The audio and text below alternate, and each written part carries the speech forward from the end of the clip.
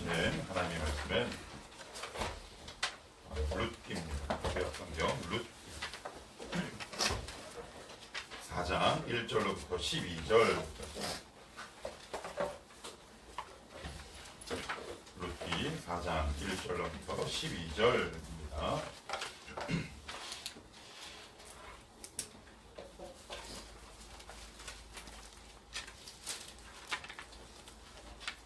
이제 제가 하나님의 말씀을 공독할게요. 구약성경 406쪽 룻기 4장 1절로부터 12절 말씀을 제가 읽겠습니다. 보아스가 성문으로 올라가서 거기 앉아 있더니 마침 보아스가 마르던 기운 물을 자가 지나가는지라. 보아스가 그에게 이르되 아무개여 이리로 와서 앉으라 하니 그가 와서 앉으매 보아스가 그 성읍 장로 10명을 청하여 이르되 당신들은 여기 앉으라 하니 그들이 앉으매 보아스가 그 기운 물을 자에게 이르되 모압 지방에서 돌아온 나오미가 우리 형제 엘리멜렉의 소유지를 팔려 함으로 내가 여기 앉은 이들과 내 백성의 장로들 앞에서 그것을 사라고 내게 말하여 알게 하려 하였노라. 만일 내가 물으려면 물으려니와 만일 내가 물으지 아니하려거든 내게 구하여 알게 하라. 내 다음은 나요 그 외에는 물을 자가 없느니라 하니 그가 이르되 내가 물으리라 하는지라. 보아스가 이르되 내가 나오미의 손에서 그 밭을 사는 날에 그 죽은 자의 아내 모압 여인 룻에게서 사서 그 죽은 자의 기업을 그의 이름으로 세워야 할지니라 하니 그 기업 물을 자가 이르되 나는 내 기업에 손해가 있을까 하여 나를 위하여 물으지 못하노니 내가 물을 것은 내가 물으라. 나는 물으지 못하겠노라 하는지라. 옛적 이스라엘 중에는 모든 것을 물으거나 교환하는 일을 확정하기 위하여 사람이 그의 신을 벗어 그의 이웃에게 주더니 이것이 이스라엘 중에 증명하는 전례가 된지라. 이에 그 기업 물을 자가 보아스에게 이르되 내가 너를 위하여 사랑하고 그의 신을 벗는지라. 보아스가 장로들과 모든 백성에게 이르되 내가 엘리멜렉과 기련과 말론에게 있던 모든 것을 나오미의 손에서 산 예일에 너희가 오늘 증인이 되었고 또 말론의 아내 모압 여인 룻을 사서 나의 아내로 맞이하고 그 죽은 자의 기업을 그의 이름으로 세워 그의 이름이 그의 형제 중과 그곳 성문에서 끊어지지 아니하게 하매 너희가 오늘 증인이 되었느니라 하니 성문에 있는 모든 백성과 장로들이 이르되 우리가 증인이 되나니 여호와께서 내 집에 들어가는 여인으로 이스라엘의 집을 세운 라헬과 레아 두 사람과 같게 하시고 내가 에브라스에서 유력하고 베들레헴에서 유명하게 하시기를 원하며 여호와께서 이 젊은 여자로 말미암아 내게 상속자를 주사 내 집이 다말이 유다에게 낳아준 베레스의 집과 같게 하시기를 원하노라 하니라. 아멘. 오늘은 설교 제목을 이렇게 한번 정해놨습니다. 같이 한번 읽어볼까요? 시작. 아무개와 룻 보아스. 사람마다 이름에 뜻이 있죠. 수민이는 무슨 뜻일까? 빼어날수록 믿지 않는 백성. 빼어난 백성. 그 이름대로 되기를 축복해. 그지? 다현이는 저 차 다짜에 이쁠 연자인데 모든 사람들한테 예쁨 받아라는. 야 다현. 그래. 우리 채민이. 비단처럼 아름다워. 채자. 비단채야 아름다워. 그러니까 부모님들이 좋은 뜻은 다 모아둔 거야, 그지? 희세는. 복희에 빼어날 수 복 많아라. 야 그렇게 영혼 없이 그렇게 얘기하지 마.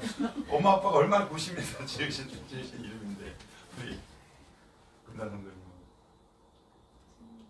이제 들고 있다.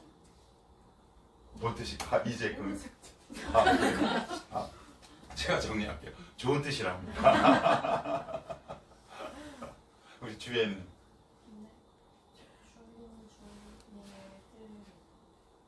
네?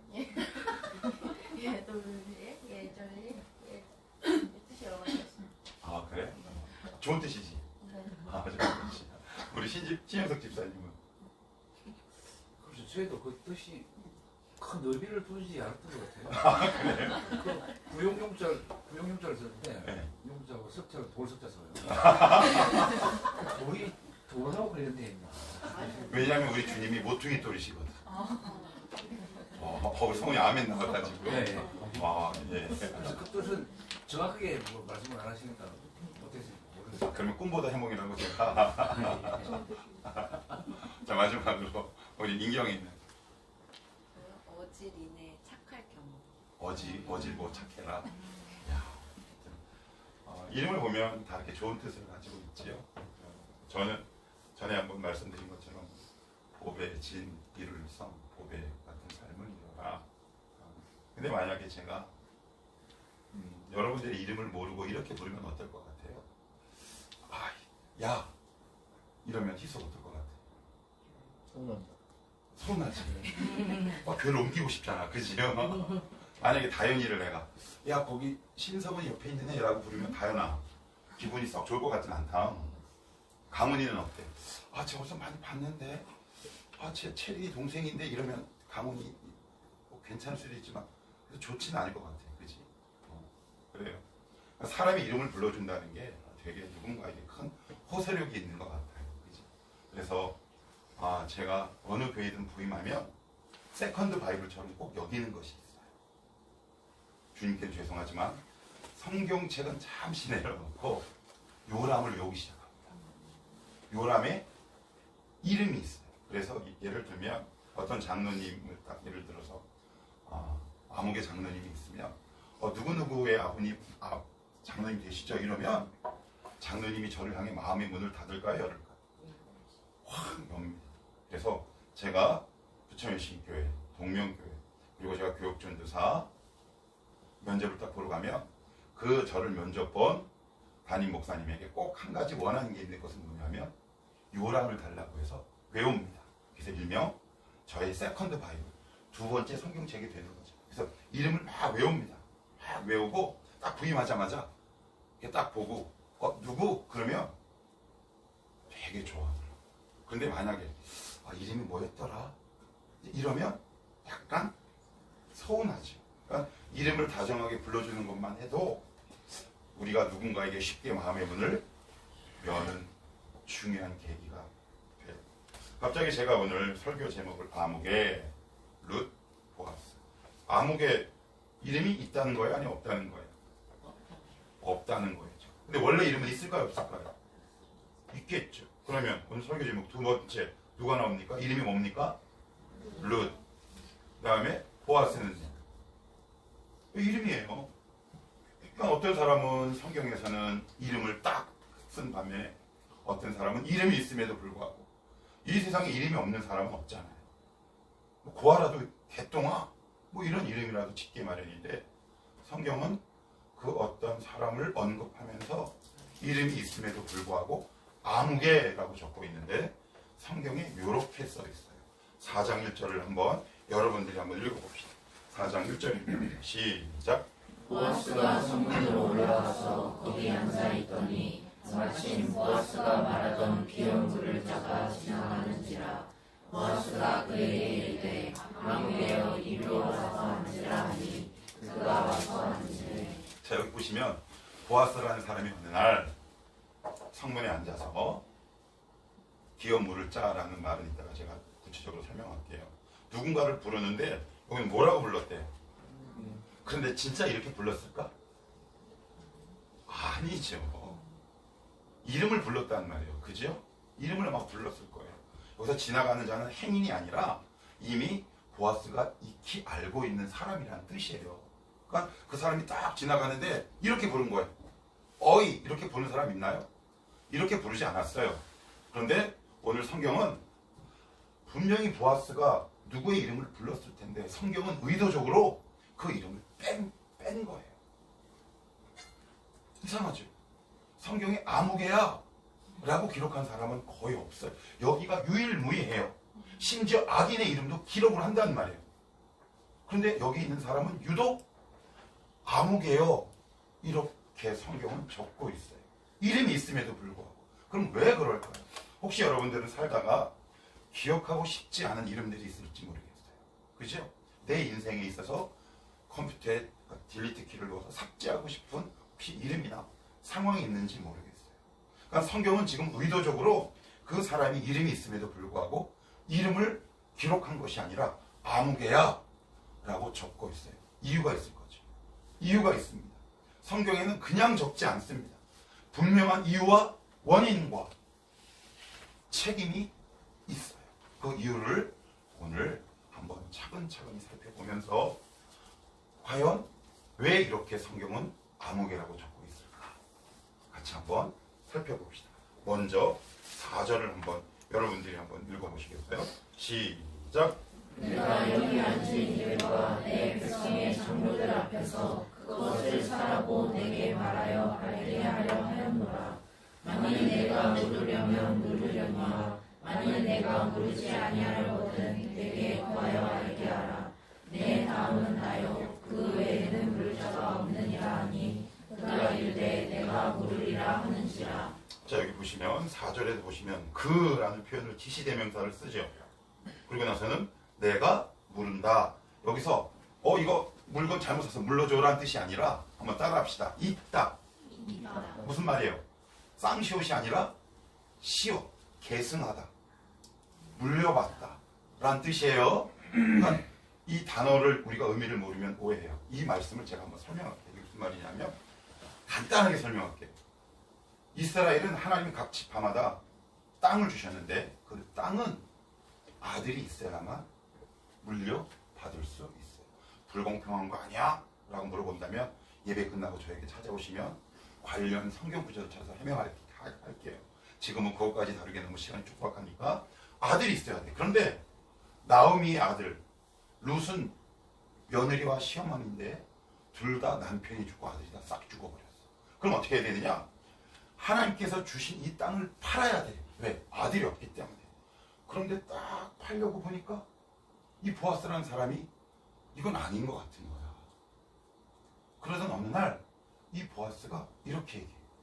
룻에게 내가 사실은 당신의 이 기업을 잇기 위해서 내가 두 번째 순번입니다. 몇 번째 순번이라고요? 그러니까 1순위가 있는 거야. 그 1순위가 누구냐면 아무개야. 아무개. 근데 그에게 가서 이렇게 얘기해. 사실 여차저차해서 당신이 기업을 물러야 되는데 당신이 한번 해보겠느냐? 그랬더니 처음에는 오케이 그래. 그런데 6절이 보면 또 이런 구절도 등장해. 6절도 여러분들이 한번 읽어볼까요? 시작. 그 기업 물을 자가 이르되 나는 내 기업에 손해가 있을까 하여 나를 위하여 물지 못하노니 내가 물을 것을 내가 물으라. 나는 물지 못하겠노라 하는지라. 4절에는 어떻게 한다고 그랬어요? 한다고 그랬죠. 6절은요. 근데 그 이유가 써있네. 6절. 내 기업에. 이게 무슨 의미일까? 여기서 짧게 설명할게요. 무슨 말이냐면 제가 앞으로 가급적 안 나가려고 하는데 여러분들 이해를 돕게 잠깐 나가면 룻이고 제가 보았어요. 희수가. 그래서 결혼을 해서 아들을 낳을 거 아니에요. 아들을 낳기 전에 여기에게 속한 땅을 다 사야 돼. 내가. 돈을 주고 사야 돼. 그래서 아들을 낳잖아. 그러면 내게 되는 게 아니라 요 아들의 것이 되어버리는 거야. 그러면 손해가 날까요? 이익이 날까요? 손해가 난다. 이게 무슨 말일까요? 이게 무슨 말일까? 이 아무개라는 사람이 얘기를 딱 듣다 보니까 처음에는 너무 좋은 거야. 룻이 가지고 있는 토지. 그죠? 여자도 생기고 땅도 생기는 거야. 그런데 이야기를 찬찬히 듣다 보니까 그게 아니야. 나는 돈은 돈대로 지불하고 내 자식에게 물려줄 수 없을 뿐더러 죽 써서 개 주는 꼴이란 속담처럼 남에게 이런 일만 시켜야 될 판이거든. 그러니 마음을 싹 접는 거죠. 왜 접었다고요? 손해볼까 봐죠. 이게 무슨 의미일까요? 이제 우리는 알아요. 하나님은 왜 그 사람의 이름이 있음에도 불구하고 아무개라고 적고 있는지. 우리는 우리의 이익에 너무 마음이 빨리거든요. 하나님을 섬기다가 조금이라도 금전적, 물리적, 시간의 손해가 될 것 같으면 우리는 하나님을 향해 재빠르게 등을 돌리기 시작합니다. 그렇습니까? 그렇습니까? 하나님을 위해 손해보는 일은 우린 참을 수 없어요. 제가 한번 예를 들어볼까요? 여러분들이 사람들이 요즘 코인과 주식에 올인하죠. 많은 사람들이. 그런데 왜 손해를 보면서도 자꾸 거기에 투자할까요? 언젠간 이익이 나리라는 확신 때문에 하는 거 아니겠어요? 이게 무슨 말일까요? 여러분이 삶을 살다가 우리의 일상 가운데 내가 손해를 보고 있음에도 불구하고 계속 투자하는 것, 그것이 사실 나의 하나님이거든요. 이 아무개라는 사람은 얘기를 딱 듣다 보니까 나에게 물질적으로 손해가 될 것 같아요. 나에게 더 이상 이익이 되지 않을 것 같은 거예요. 그러니 마음을 딱 줬습니다. 우리가 신앙생활 하다 보면 우리는 늘 이런 환상에 사로잡혀요. 예수 믿는 것이 나에게 늘 물리적이나 금전적인 이익과 유익을 가져다 줄 거다라는 확신 가운데 살아요. 그런데 예수 믿다 보면 그런 일들은 그렇게 많지 않고 때로는 헌신해야 하고 물질을 손해볼 수 있는 경우도 생기고 더 나아가서 시간, 여러 가지 명예가 내가 실추되거나 손해보는 경우가 충분히 생길 수 있다는 말이에요. 어떻게 해요? 눈에 보이는 이익 앞에 하나님을 향한 등을 돌려버리는 거예요. 이 길을 계속 가는 것은 나에게 더 이상 유익이 될 수 없겠구나. 그래서 그런 자를 오늘 하나님이 뭐라고 적고 있냐면 아무개라고 적고 있고. 그럼 한번 물어봅시다. 여러분은 아무개입니까? 아니면 보았습니까? 여러분 이름이 있습니까? 여러분의 이름이 명예롭고 존귀하게 되기를 원하십니까? 그런데 우리는 이익에 너무 빠르다. 내가 이익되지 않을 것 같으면 우리는 언제든지 하나님을 떠날 준비를 하며 살아가는지 몰라. 이게 나에게 이익이 되지 않는 거야. 내가 손해가 되는데 이런 예수를 내가 계속 믿고 따라갈 수 있을까?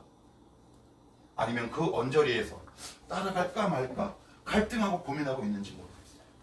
여러분 지금 어떠세요?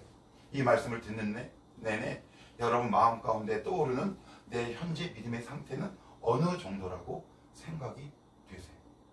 그러면 왜 이 사람은 아무개라고 적고 있고 보아스는 이름을 적고 있습니까? 아까 제가 앞에서 얘기했죠. 기업을 이을 자 1순위가 누구라고요?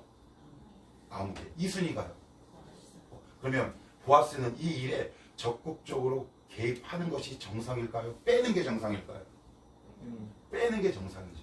모른 채 해도 괜찮아요. 왜? 내 순번이 아니기 때문에 그래요. 이 책임을 누구에게 전가할 수 있습니까? 첫 번째 기업 물을 자에게 전가할 수 있단 말이에요. 그런데 그는 그렇게 하지 않아요. 그 이유가 그의 이름에 담겨 있어요. 보아스 이름의 뜻은 두 가지 뜻을 갖고 있는데 첫 번째는 재빠르다라는 뜻이에요. 두 번째는 이런 뜻을 갖고 있어요. 영혼, 마음. 그래서 구약학자로 유명한 마틴 노트라는 구약학자는 이 보아스의 이름을 이렇게 해석해요. 재빠른 중심의 소유자. 무엇의 재빠른 중심의 소유자라는 뜻이에요? 하나님의 은혜의 재빠른 중심을 갖고 있는 소유자예요. 내가 1순위가 아님에도 불구하고 나는 후순위에도 불구하고 저것이 하나님의 은혜다라고 싶으면 손해를 감수하고 그 자리를 지키고 그 자리에 내가 딱 하고 서 있는 거지. 지금 여러분들 혹시 어떤 것에 여러분들의 중심이 재빠르게 움직이고 있습니까? 제가 앞에서도 얘기했지만 내가 가장 빨리 재빠르게 움직이는 것이 실상은 나의 하나님이에요. 그것이 물질이든 돈이든. 그런 사람은 하나님을 깊이 만나기 어렵습니다. 교회 공동체 안에서 아니면 신앙의 자리에서 여러분의 이름이 아니면 이 목사의 이름이 아무개로밖에 기억될 수밖에 없다는 거예요. 그런데 하나님은 그렇지 않아요. 우리에게 그런 삶을 살기를 원하지 않으십니다. 한번 물어보십시다. 여러분 혹시 예전에 제가 우리 청년들을 데리고 리더들을 데리고 11명인가 12명 스타렉스 승합차에 태우고 오이동가 한번 거기 가서 리더 회식을 한 적이 있어요. 그래서 운전을 해서 막 갔는데 뒤에서 막 얘기를 할 거 아니에요. 그런데 어떤 얘기를 했냐면 자기가 만났던 선생님 혹은 자기가 만났던 리더 이야기를 하는 거예요.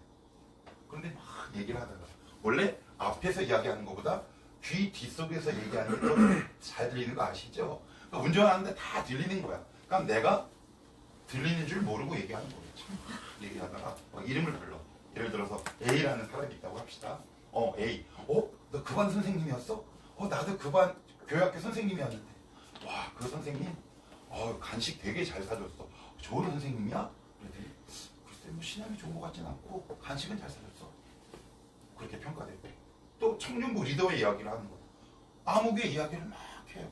그러다가 이런 이야기를 하는 거예요. 나도 그 누나, 그 언니, 그 팀에 속했던 적이 있었는데 우리 그때 너무 좋았다. 그런 이야기를 하는 거예요. 이게 무슨 얘기일까요? A라는 사람은 그 같이 차를 타고 가는 사람들에게 암흑애로 기록되는 거예요.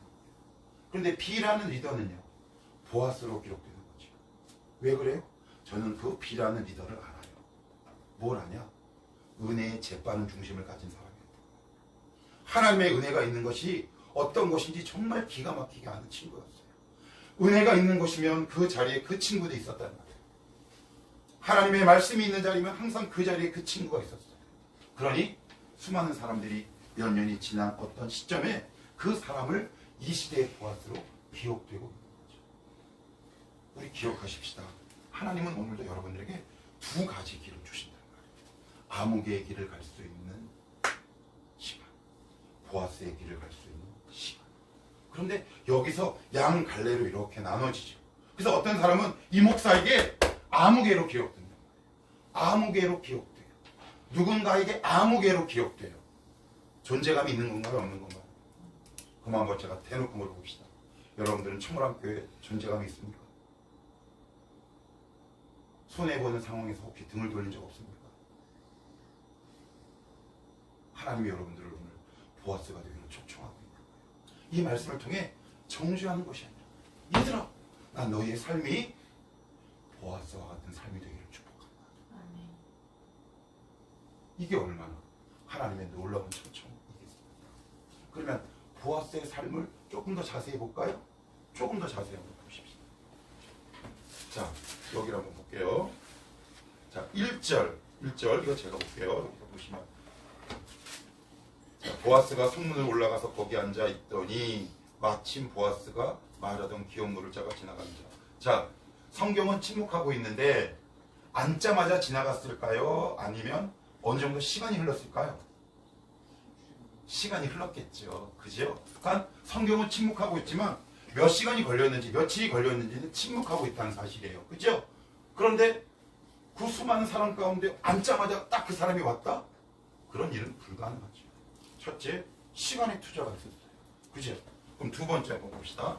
자, 여기 보시면 지나간 자라 보아스가 그에게 이르되 아무개여 이리로 와서 앉으라 하니 그가 와서 앉으면 2절 같이 한번 봐요. 시작. 보아스가 그 성읍 장로 10명 청하여 이르되 당신들을 여기 앉으라 하니 그들이 앉으니. 여기 보면 몇 명을 청했대요? 아니요. 히브리 원어는 10명이라는 단어가 없어요. 많은이라는 단어가 있어요. 그 무슨 말일까요? 수십 명이 될지 수백 명이 될지는 모르겠지만 많은 수의 사람을 청했대요. 그러면 누구를 보내야 합니까? 사람을 보내야 되잖아요. 수십 명, 수백 명의 사람을. 그러면 그들을 보내는데 뭐가 들었을까요? 돈이 들었겠죠. 얘기해요. 보아스는 몇 순이었다? 2순이었다는 거예요. 내가 굳이 참여하지 않아도 되는 거란 말이에요. 내가 그냥 방관자로 있어도 되는 거예요. 하나님의 일이 내 눈앞에 내가 리더가 아니라 이 일을 내가 구체적으로 참견하지 않아도 돼요. 내가 헌신하지 않아도 된다는 말이에요. 이건 리더의 일이야 라고 하지 않았다는 말과 똑같은 거예요. 그런데 시간을 들이죠. 둘째, 사람을 들이죠.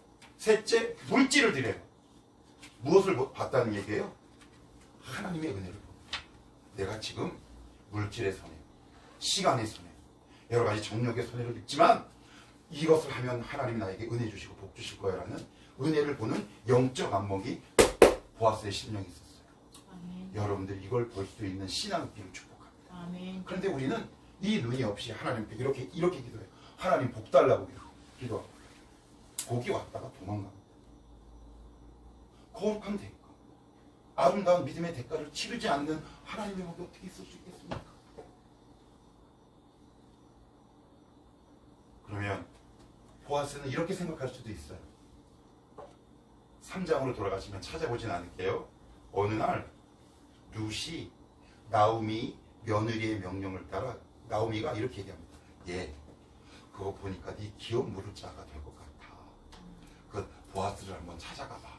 그러면 보아스는 어떻게 얘기해야 정상이에요? 아, 저는 몇 번째 순위? 두 번째 순위예요. 그러니 1번 순위 그를 찾아가요라고 얘기할 수 있죠. 그러면 여러분 같으면 그 상황이 은혜라고 생각해요? 아니면 귀찮다고 생각해요? 귀찮죠. 여러분에게 혹시 하나님의 은혜가 귀찮게 여겨지는 것들이 있습니까? 그런데 그것이 하나님의 은혜, 하나님이 우리에게 은혜 주실 때는 어떻게 오는 줄 알아요? 은혜야 라고 하는 경우는 거의 없어요. 대부분 다 귀찮고 번거롭고 힘든 경우처럼 변장을 하고 온단 말이에요. 근데 보아스는 그것을 본 거예요. 이것은 귀찮은 것이 아니었구나. 번거로운 것이 아니었구나. 하나님의 은혜였구나. 그래서 두 번째 순위에도 불구하고 기업 물을 책임을 자기의 물질과 시간을 들여 룻과 결혼하게 돼요. 이런 사람에게 여러분이 하나님이라면 복을 주시겠습니까? 안 주시겠습니까? 복을 주실 수밖에 없어요. 기억합시다. 룻이 여러분들을 찾아갈 수 있다는 말이에요. 룻이 찾아오는 것은 물리적으로 인간적인 눈으로 보면 귀찮은 일이 아니에요. 굳이 내가 참여하지 않아도, 내가 개입하지 않아도 될 문제잖아요. 그런데 적극적으로 개입한다는 거예요. 왜요? 이것이 하나님의 은혜요, 하나님의 복임을 깨닫는 거죠. 그래서 지금 다시 한번 말씀드립니다. 여러분, 하나님의 은혜는 어떻게 온다? 내 눈에 보기에 귀찮고, 어떻게 해요? 번거롭고 힘들게 다가와요. 그러면 우리는 어떻게 해요? 도망갑니다. 늘 도망가요. 그게 너무 안타까워요. 그게 안타까워요. 최근에 하나님의 말씀 가운데 여러분들 귀찮게 하는 것들이 있습니까? 마음에 찔림 있게 하는 것들이 있습니까? 왜 나를 괴롭히냐라고 하나님께 항변하는 말씀이 혹시 있습니까? 그런 상황이 있습니까? 그런 거룩한 부담감이 있습니까? 왜요? 제가 리더 모임 때도 얘기했고요. 새벽 기도회 때도 얘기했어요. 오늘 우리가 읽은 여기 보시면 시편 23편 맨 끝절에 보시면 주의 선하심과 인자하심이 정녕 나를 따르리니, 이 단어의 뜻이 뭐라 그랬어요? 추격하다. 두 번째는 핍박하다라는 뜻이 있다. 하나님이 우리를 핍박해? 하나님이 말씀이 우리에게 거룩한 부담감을 주는 거예요. 그것이 핍박처럼 느껴지는 거예요. 하나님 저를 왜 괴롭히십니까? 그것은 핍박이 아니라 하나님의 초청이요, 하나님의 선물이라는 것이죠. 근데 우리는 그것을 늘 피해서 도망다녀요. 늘 피해서 도망다녀요. 그래서 복을 받을 자세와 준비가 전혀 안 돼 있지 않아. 그런데 우리는 왜 나에게 그 복을 안 주냐고 하나님 앞에 항변하고 있어요. 여러분 어떠시겠어요? 최근에 여러분들 귀찮게 하고 괴롭게 하고 번거롭게 하는 일들이 어떤 일들이 있습니까? 혹시 그것을 향해 등을 돌리고 있지는 않습니까? 여기서 이제 보아스와 누구요? 아무개가 확연하잖아요. 여러분들에게 질문할게요. 여러분들은 아무개입니까? 보아스? 아니요. 우리는 둘 다예요. 무슨 말이에요? 희생과 헌신은 싫은데 복은 받고 싶은 아무개와 보아스를 섞어놓은 존재죠. 그래요, 안 그래요? 그죠? 그런데 하나님 나라에 그런 일은 일어나지 않아요. 저는 여러분들이 하나님 나라에 있어서 아무개가 아니라 하나님이 한 명 한 명 기억하는 보아스와 같은 믿음의 존재들이 되기를 축복합니다. 아멘. 하나님, 이것을 보게 하옵소서. 아멘. 이 은혜가 내 안에 있게 하여 주시옵소서. 큰 두 번째.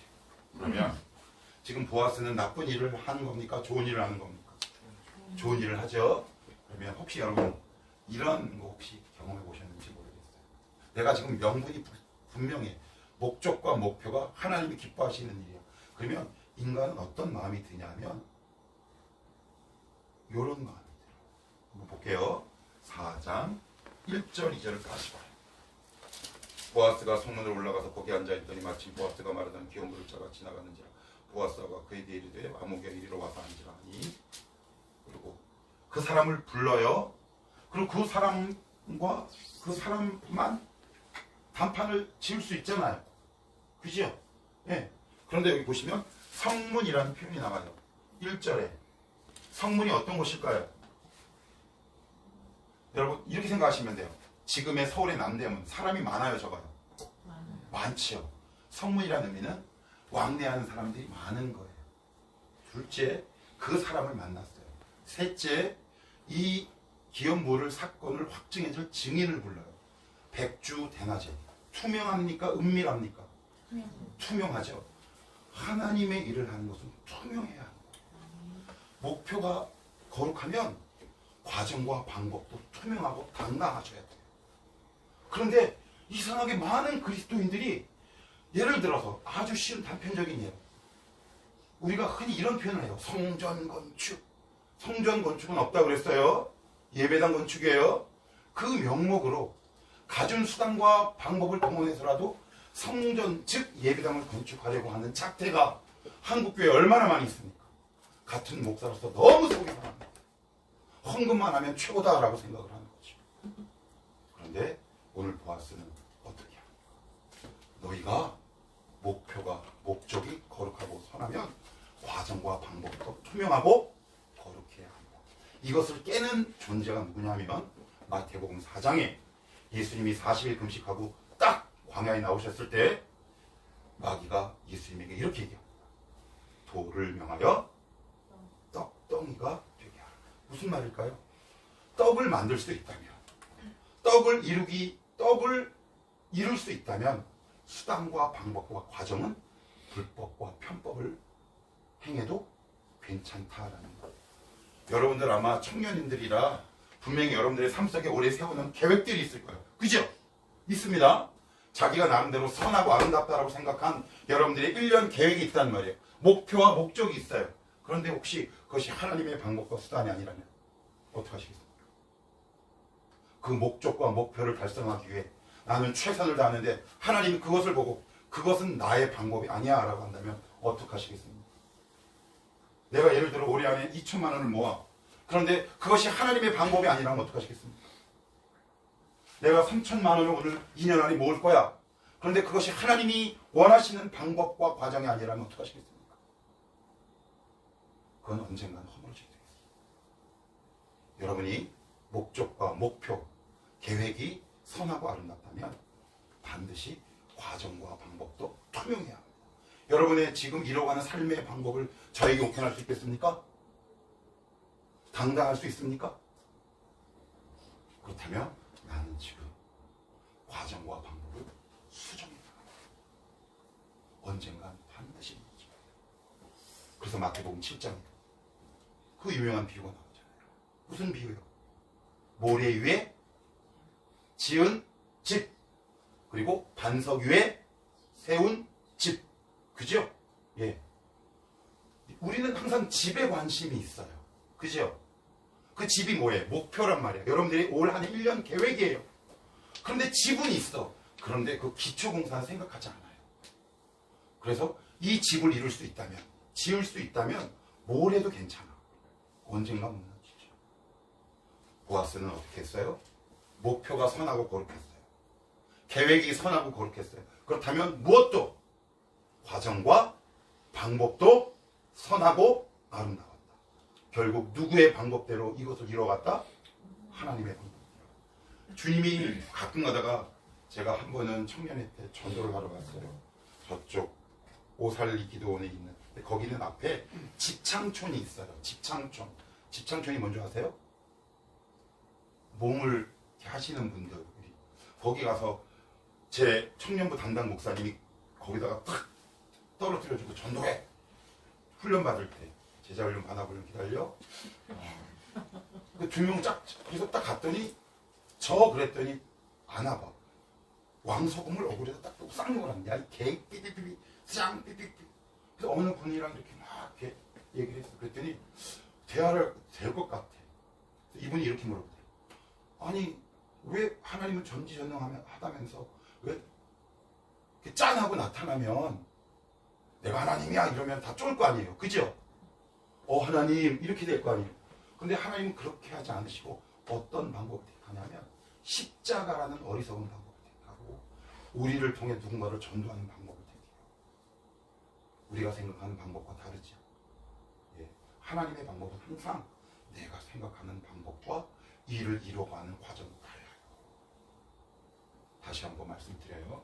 우리 안에 어떤 계획을 세우셨나요? 그 계획을 이루기 위해서 과정과 절차와 방법이 하나님 보시기에 옳은 건가요? 아니면 다시 세우셔요. 하나님의 방법. 그래야 우리 인생이 무너질 염려가 없다. 뭐 경험해 봐야지. 뭐 어떻게? 수정하지 않으면 뭐 나중에 뭐 경험해 봐야지 뭐 어떻게? 죽기 전에 빨리 깨달으면 감사한 거고. 아무튼 그랬더니 어떤 일들이 발생하고 벌어지느냐? 자, 우리 11절, 12절 여러분들이 한번 읽어봅시다. 11절, 12절 시작. 성문에 있는 모든 백성과 장로들이 이르되 우리가 증인이 되나니 여호와께서 내 집에 들어가는 여인으로 이스라엘의 집을 세운 라헬과 레아 두 사람과 같게 하시고 내가 에브라에서 유력하고 베들레헴에서 유명하게 하시기를 원하며 여호와께서 이 젊은 여자로 말미암아 내게 상속자를 주사 내 집이 다말이 유다에게 낳아준 베레스의 집과 같게 하시기를 원하노라 하니라. 이거는 이 말씀을 잘 몰라도 돼요. 그 뉘앙스라는 게 있잖아요. 그죠? 11절, 12절이 칭찬하는 것 같아요? 아니면 욕하는 것 같아요? 그죠? 한글만 알면 돼. 욕 같지는 않아. 그죠? 뭐 찬양하고 칭송하는 거야. 칭찬하는 거야. 그런데 한번 봅시다. 룻은 어디 여자예요? 모함 여자예요. 그러면 보아스는 누구의 아들일까요? 기생 라합의. 둘 다 출신이 비리비리해. 그죠? 믿음의 명문과 웃기는 이야기야. 우리 집안에서 이런 믿음의 사람이 나온다? 가능하기 어려워. 우리 엄마 아빠 딱 봤을 때 봐. 우리 집에서 어떻게 이런 가정을 이룰 수 있어? 제가 청년들을 만나보면 의외로 이런 확신과 우상에 찬 청년들이 의외로 많아요. 우리 집에서 어떻게 내가 아름다운 믿음의 가문을 이룰 수 있을까?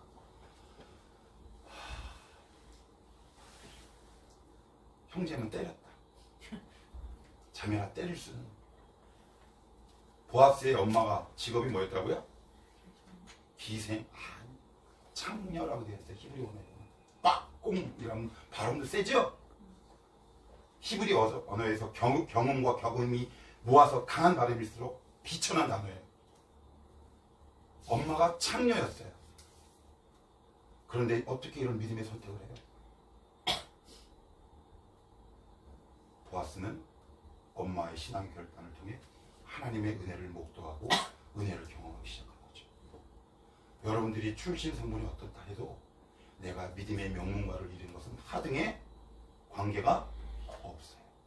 그래서 결국 보아스의 이름도 높이 올라가고 누구의 이름도? 룻의 이름도 올라가요. 그래서 마태복음 1장 예수 그리스도의 계보 즉 족보에 이 사람들의 이름이 등장합니다. 그럼 아묵의 이름은 어디 있어요? 어디 있습니까? 성경에도 없고 우리가 그 누구도 기억할 수 없다는 말이죠. 하나님은 여러분들이 이 땅에서 보아스와 같은 삶을 살기를 원하세요. 하나님 일을 하다가 신앙의 길을 걷다가 조금 손해가 되시더라도 그냥 그 길을 묵묵히 걸어가 보십시다. 왜 이렇게 우리는 그 재리의 유혹에 왜 이렇게 약합니까? 나는 어떤 결정을 내렸어. 목표를 세웠어. 이것을 위해서라면 어떤 대가를 치를 각오되어 있어. 가보십시오. 나중에 그 목표를 이룬 뒤에 여러분 삶 가운데 10년 가운데 나타날 열매가 어떤 것인가? 그 말씀 앞에 저는 여러분들이 거룩한 것을 선택하며 걸어갈 수 있기를 축복합니다. 아멘. 은혜를 선택하면서 걸어갈 수 있기를 축복해요. 아멘. 하나님 그래서 하나님 우리 가정 속에 수많은 사람들의 칭찬과 존귀와 영광이 들려오는 아름다운 믿음의 명문가를 이루는 우리 가정과 가문이 되게 하여 주옵소서. 그래서 오늘 본문은 아니지만 4장 22절을 같이 한번 읽고 마칠게요. 4장 22절 시작. 오벳은 이새를 낳고 이새는 다윗을 낳았더라. 혹시 이 가운데 족보 혹시 들어본 적 있어요? 족보? 족보에는 반드시 기록해야 하는 게 세 가지가 있어요. 뭔지 아세요? 첫째는 이름이에요. 둘째 언제 태어났는지. 그죠? 셋째는 태어났으니까 죽었다. 그런데 여기 보면 낳았더라는 기록은 있는데 죽었다라는 기록은 있습니까? 없습니까? 없지요. 이게 무슨 말일까요? 하나님이 항상 기억하는 가문이 되는 겁니다. 예수 그리스도를 통해 은혜 받은 가문은 절대 멸망하지 않습니다. 하나님의 은혜에 동참하는 자는 죽음을 맛보지 않는다라고요.